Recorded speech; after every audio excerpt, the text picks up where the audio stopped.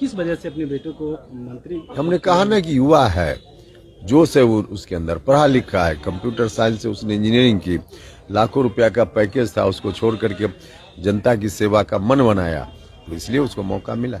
आपने चुनाव नहीं लड़वाया, डायरेक्ट मंत्री बना दिए, एमएलसी के थ्रू आप चाह रहे हैं हाँ, चुनाव लड़ने की स्थिति नहीं बन पाई, इसलिए चुनाव नहीं लड़ा।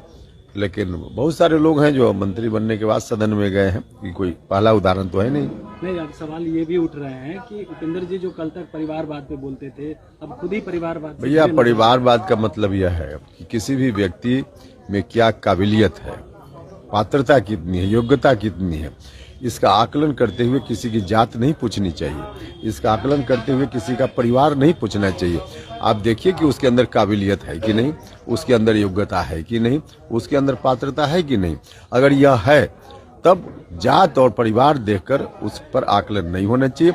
अब ऐसे ही कोई अनेक उदाहरण है अभी बिहार में, अभी भी कि लोग आ गए राजनीति में परिवार के कारण, और फिर न तो उनको ठीक से समाज की जानकारी है और न काम करने में कोई रुचि है, तो यह अंतर देखना चाहिए। एक वजह यह भी लग रहा है कि आप चाह रहे हैं कि आगे भी पार्टी चले, इस वजह से भी अपने बेटे को। एक कारण यह भी है, निश्चित रूप से यह कारण है, क्योंकि पार्टी में पहले भी, और सिर्फ हमारी पार्टी क्या, दूसरी पार्टियों में भी ऐसा होता रहा है कि लोग जीत कर आए, बन गए और फिर चल दिए किसी दूसरी जगह। तो इस स्थिति से भी बचना जरूरी था, तो इसलिए भी हमने इस तरह का डिसीजन लिया। अब लोहिया कर्पूरी की भी बातें शुरू हो गई है कि आप लोहिया कर्पूरी की बात करते थे। कर्पूरी जी ने कभी अपने बेटे को नहीं लाया राजनीति में, कभी इस तरह का नहीं, उसका मामला हम फिर कहेंगे कि किसी भी व्यक्ति का आकलन करते हुए उसका परिवार देख करके आप नहीं आकलन करिए, उसकी योग्यता देखिए।